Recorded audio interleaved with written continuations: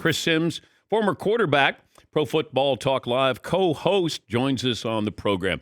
Give the audience the factors that went into your mock draft. How do you come up with your mock draft? Well, I try to do it a little bit out of just, hey, team need, what makes sense, doing that. Also, listen, realistically, going about what I'm hearing through the NFL as well. So if I get to a team and have no inkling or feel for what they're going to do, I try to, then go to my board and realize, okay, what do they need? What's the positions? What's the value of some of the guys there? And I do it that way. But even with that, I don't necessarily say totally true to my board.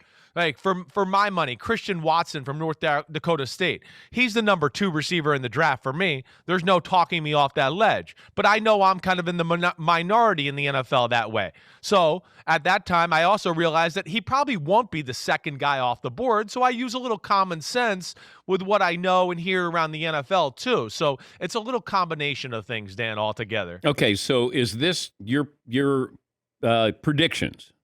Is that what it is? Okay. It is. The predictions to a degree. There's to a degree. Now, listen, I'd love to change pick number 1 right now. I did this over the weekend. I made it Aiden Hutchinson. I realized there was the rumors of Trayvon Walker and the tackle conversation and all that, but it's what I kind of find interesting about this year's draft without a big-time quarterback. To me, the people I know in the NFL, it kind of sounds like Doug Peterson's winning the war down there. That tackle could be a very real thing at 1. And that'll throw the top 5 into a frenzy a little bit now with Hutchinson and Walker being there and some of the other players and what happens. So I'm excited to see how that kind of shakes out. Okay, Paulie has a bet with one of our listeners. Top 13 picks that there will be at least one quarterback. Okay. Paulie looked at your mock draft and started to get nervous. Yes, Paulie. I would say that a month ago I felt really good about my bet. And then in the past 2 weeks, the mock drafts have been trending that it's hot takes coming down this road. The mock drafts have been trending that no quarterback goes in the top 15, I would say, over the past 2 weeks. Right. Yeah. I have a hard time seeing it. Here's how I at least boil it down. At 6 with Carolina, hey, we know they need a quarterback. It's Matt Rule. His butt is on the hot seat. I just can't imagine the coaching staff wanting to go that. Oh, it's a do or die year, and we're going to break in a rookie quarterback. Maybe David Tepper, jumps in and says, no, I'm the owner and we're taking the quarterback, but I don't expect that. But doesn't that buy you some time? I know the Bears tried to do that with Justin Fields. Right. Yes. Right. No, you're right. There is the political play of, wait, I had the rookie quarterback and we had a little success, so keep me here because we're building something. Matt Nagy with his situation, I can understand them doing that a little bit. They were at the playoffs 2 out of 3 years. Maybe he thought he had a little more security than he really did. This one, I don't think there's much security. It's like put up or shut up time. Is there a team that should take a quarterback in the first 13? Well, 8. So I was getting there. 8, Atlanta is definitely the team I look at to go, will they get in on a Malik Willis? I don't think they're going to be in the Kenny Pickett thing. I just, again, looking at their offense, Arthur Smith, what they do, they want play action pass, and they want to strike downfield with a big arm. To me, that is Corral or Malik Willis. So I look at them as 8 to go, that could be the team that helps out, Paulie's bet there to make sure the quarterback goes in the top 13. But I think it's dicey at this point. I do. How does Debo Samuel affect the draft? I don't think it's going to affect it a whole lot for 2 reasons. I think the 49ers are going to go down swinging as far as trying to salvage the relationship with Debo Samuel. He's too important to their football team. It's different than Devontae Adams and Tyreek Hill. The Packers and the Chiefs already bared the fruits of all the labor and the talent they had to give. The 49ers got a steal by drafting this guy in the 2nd round. They know that, and he's just about to hit the prime of his career. And they got a quarterback that we know is raw, and you want to get things smoothly. Who's going to make things easier than, here's a little touch pass to Debo Samuel. Look, I'm 1 for 1 for 70 yards, coach. This is amazing. So that's where I think, I don't see that happening anytime soon, at least not before the draft. I think this 49ers will exhaust all options to make that right. Why does he want out? I would love to know that too. It's the biggest. I have everybody in football texting me wondering why. Because, of course, I'm friends with Kyle Shanahan, so everybody thinks I have those answers. I don't. I'd love to know. I am not lying, Dan.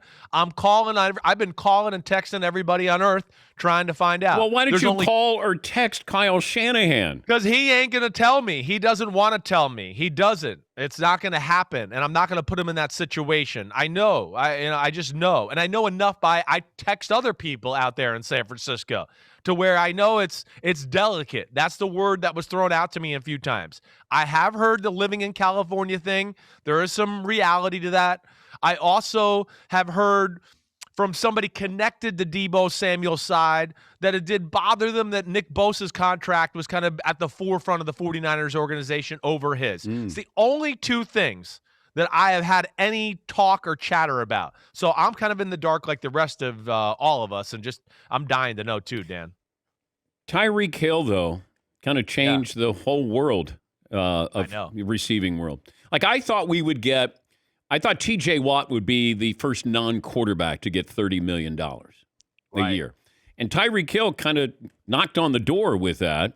And, I just wonder what position is going to be that first $30 million a year position other than a quarterback. I mean, I think you're on to it. It's going to be that pass rusher, or maybe it will be Debo Samuel. There's a lot of talk out there that Debo wants to be the highest non-paid quarterback out there. And, he's extremely talented. He's definitely in the conversation for the best receiver in football. He's the number one weapon in football. They don't throw the ball down the field all that much, and he's still leading the league in average yards per catch. That just tells you what he is. He makes a whole lot of chicken salad out of chicken know what there. And, too, Dan, we talked he's hitting the prime of his career. To me, that's where the price tag's more expensive for Debo Samuel than it is for Tyreek Hill or Devontae Adams. I think if you're going to make a trade for Debo, you can look at Tyreek and Devontae Adams and go, okay, now what are we going to add on top of that? Because I don't think it's going to happen unless it's something like that really opens the 49ers' eyes and gets them to make that kind of move. Well, the Dolphins had to give up draft picks for Tyreek Hill. The Raiders got Devontae Adams. And so that's what I think is interesting, that you can get Debo Samuel. You're going to have to pay for Debo Samuel in more ways than one, draft picks and also the salary. No doubt. Is there a player that you absolutely love in this draft? Well, yeah, there's a few that I absolutely love. Just one in 5 years we're talking about this player. Ooh, well, I think the guy that I love the most, and here's another interesting tidbit to me in the top 10. I mean, I'll throw Jameson Williams out there. Of course, I love the guys at the top of the draft. They're really good. Both tackles and the two pass rushers, they're awesome. And I think they're slam dunk, Pro Bowl, starting for your team, high-level players for a long time. Jameson Williams is the guy I look at to go, this could be the next superstar wide receiver. He can do, all that you ask of a receiver and then some. But coming back from the injury, though. I would take him. Again, if I'm Atlanta at 8 or I'm at the Jets at 10, it's not about week 2 or 3 of the 2022 season. It's about week 12 of the 2022 season and then going into the future that way. And to me, he is the game breaker. He's every bit as good as Devontae Smith was last year, Dan. He's every bit. In some ways, I really think he's probably better. And he's worthy of, I think, a top 5 pick if he didn't have the ACL. But if I'm a team that's looking for receiver in top 10, I'm taking him. Baker Mayfield's status, how much is that contingent on what happens in the draft? I don't think it's going to matter before the draft. I think it's going to be one of those after the draft's over. Okay, we're Carolina. We're the Seattle Seahawks. Did we do anything in, any of the first 3 rounds to get a quarterback to think that helps us for the future? Okay, no, wait, we didn't. Let's call Baker up and let's get him in here and have him compete with Sam Darnold or Drew Lock up. And I think that's really how I kind of envision it playing out. I do, so that's it's interesting. But the options out there right now, we're talking about Garoppolo and Baker Mayfield. That's all there is to it. So I think that's the teams or the names you're going to hear the most after this draft is all over. It just feels like there's no market for Jimmy Garoppolo, that the Niners hope to get a couple of second-round picks for him and coming off surgery. Like he's middle-aged quarterback-wise and expensive. I'd much rather take my chance on a rookie quarterback than I would Jimmy Garoppolo. I don't disagree with that statement at all, Dan. And I'd rather take my chance on Baker Mayfield too. There's high end talent there still with Baker Mayfield. Garoppolo, decision making questionable. Oh wait, the 49ers have been trying to get rid of him for 3 years now. Basically, that would scare the hell out of me too. Trade away 2 second-round picks. Wait, he's not starting for you guys this year. Why would I trade that? Are you really going to do that and keep him there all season? I have a hard time with all of that. And then I do question even how good he is as a player. I know he's a starter, but he's, to me, nowhere near the top half of the league. He's around that 20 range. He's been with McDaniels and Shanahan. I mean, 2 guys that can just deliver plays. Dan, you could go in some games and have a good quarterback rating playing for those guys. So that's where I would understand those questions around the NFL about Jimmy G. What do you see the Rams and Chargers needing? Ooh. The Rams are interesting. I mean, they've killed the middle part of the draft, really. I could see O-line being a thing for them. No Whitworth. They got some guys that are going to be free agents. Their other right tackle, Havenstein. Their O-line's not great to begin with. So I could see that corner being 2 positions that they kind of maybe address. They lost Darius Williams right in free agency. I believe it was Jacksonville off the top of my head. That would be kind of where I'd look at for them. Maybe even, no, I would say that's about it. But they're amazing at the middle part of the draft. People got to start giving them a little more credit for what they do. You look at their team, it's superstars and a bunch of 3rd and 4th and 5th round picks that make up their starting team. It's pretty amazing that way. Who was the other team you asked me about, Dan? Chargers. The Chargers, I got them going the big defensive tackle from Connecticut at pick 17. They are another team that could maybe be in the offensive line market. They did some things in free agency, and I think they're like Trey Pipkins, where they might look at a lineman later on, 2nd, 3rd round. But the worst run defense in football, one of the worst, Brandon Staley, he's from Vic Fangio. That scheme is 3-4-ish. They usually like a few bodies like Akeem Hicks or somebody in the middle, and that's kind of who this kid is from Connecticut, Travis Jones. I could see them going there in the 1st round. Do you remember your draft profile, the negative things, and how that affected you, or did it affect you? Yeah, I mean, it affected me. I mean, it affected me in the fact that I wanted to prove it wrong. I didn't think it was fair necessarily. But yeah, I think the biggest thing was I couldn't win the big game, right? That was I couldn't beat Oklahoma. We played in the Big 12 championship my junior year and played a Colorado team that we were better than. And I pissed down my leg and threw 3 interceptions in the first half. So I had to deal with that. Not literally. Well, no, maybe there's a few drips and drops there, but no, you're not literally. Okay, but do the GMs and coaches ask you about that prior to the draft, about not being able to win? They didn't. Oh, they didn't. No. Okay. I know that's what I always was waiting to get that, and I always wanted to. But nobody ever asked me, and then I'd go home and. My agent would talk to me and go, yeah, that's kind of what teams you're worried about, and I was always dying for somebody to hey, let's turn on the Oklahoma game. And I want to go, yeah, let's turn it on so I can show you it's a team sport. And damn, we couldn't run. Nobody's open. I mean, but it was all my fault, guys. I couldn't win the big game. I mean, that's what it is. Yeah, but then it would be a red flag. Sims blames teammates. Right. Sims is a jerk, and he's taking no self.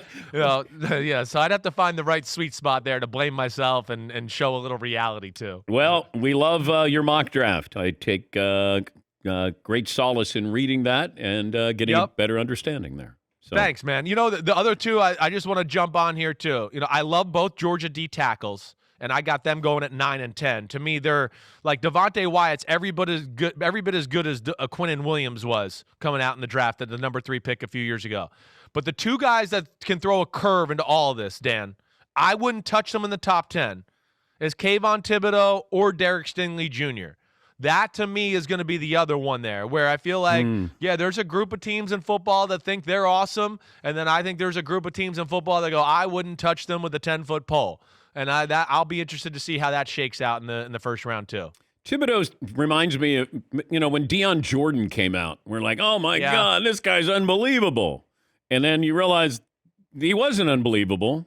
He could get pushed around a little bit there. No doubt. Good player. No, never should have been in the 1st round conversation. And clearly the 5th or 6th best edge rusher to me.